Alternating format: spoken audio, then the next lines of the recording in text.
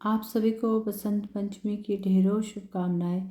माघ मास के कृष्ण पक्ष में आने वाली पंचमी तिथि को बसंत पंचमी के रूप में मनाया जाता है। इस दिन ज्ञान, बुद्धि, विद्या और संगीत की देवी माँ सरस्वती का पूजन किया जाता है। तो फ्रेंड्स, आज इस वीडियो में हम जानेंगे कि बसंत पंचमी के दिन सबसे सरल तरीके से माँ सरस्वती का पूजन किस प्रकार से किया जाता है और इस दिन के शुभ मुहूर्त क्या रहेंगे। तो आप भी बसंत पंचमी के दिन अपने अपने बच्चों के साथ बैठकर माँ सरस्वती का पूजन अवश्य से कीजिएगा, ताकि बच्चों को भी ज्ञान, बुद्धि और विद्या प्राप्त हो सके। तो मैं आपको बसंत पंचमी की सबसे सरल पूजन विधि करके दिखाती हूँ। तो देखिए, सबसे पहले तो जिस स्थान पर हमने पूजन करना है उस स्थान को अच्छे से साफ कर लेंगे।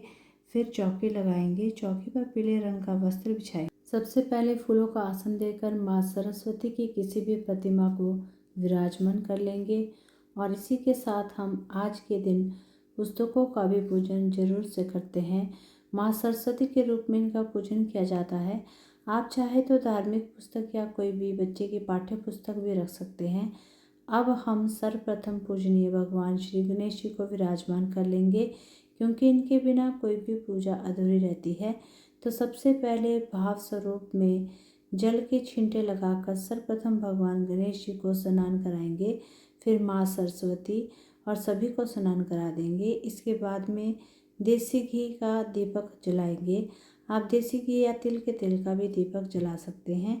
ये दीपक हमारी इस पूजा का साक्षी होगा। अब हम सभी को रौली से टीका लगा देंगे और फिर हल्दी या पीले चंदन से टीका लगाएंगे, क्योंकि बसंत पंचमी में पीले रंग का विशेष महत्व होता है। तो हल्दी से टीका लगाना भी बहुत शुभ माना जाता है।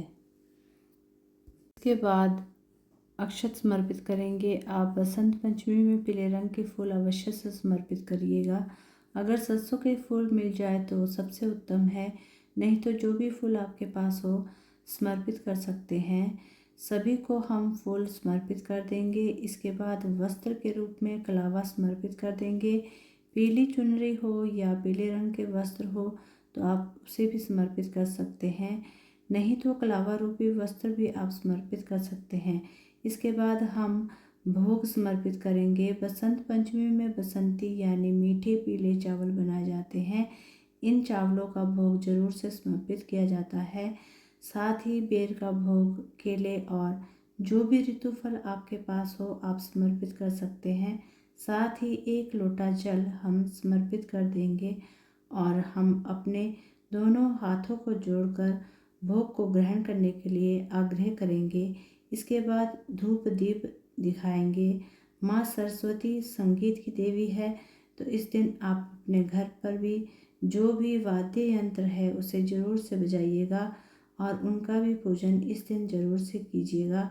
और कोई भी वाद्य यंत्र नहीं है तो आपके पूजा घर में जो घंटी और शंख होते हैं उनका पूजन आप इस दिन अवश्य से कीजिएगा।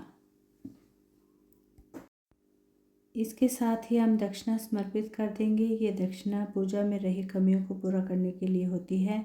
और इसके बाद ही हम बड़े ही प्रेम पूर्वक सबसे पहले भगवान श्री गणेश जी की और फिर माँ सरस्वती की आरती करेंगे।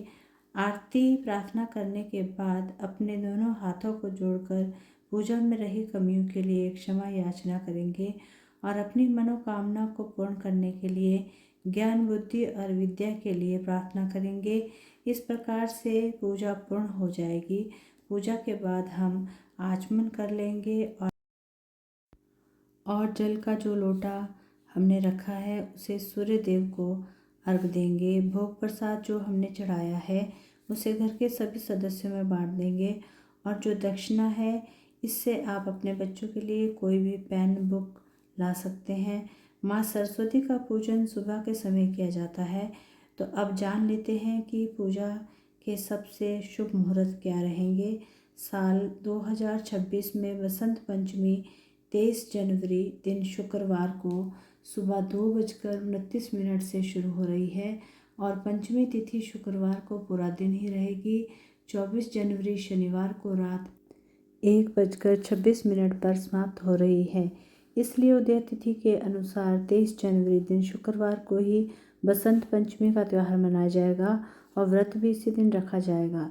बसंत पंचमी के दिन पूजा का सबसे शुभ मुहूर्त रहेगा सुबह 7:13 से दोपहर 12:33 तक रहेगा। इस शुभ मुहूर्त में आप सभी माँ सरस्वती की पूजा कर सकते हैं। तो फ्रेंड्स, अगर आपको ये वीडियो पसंद आई हो तो वीडियो को लाइक करके मेरे चैनल को सब्सक्राइब जरूर से कर लीजिएगा। हैप्पी बसंत पंचमी।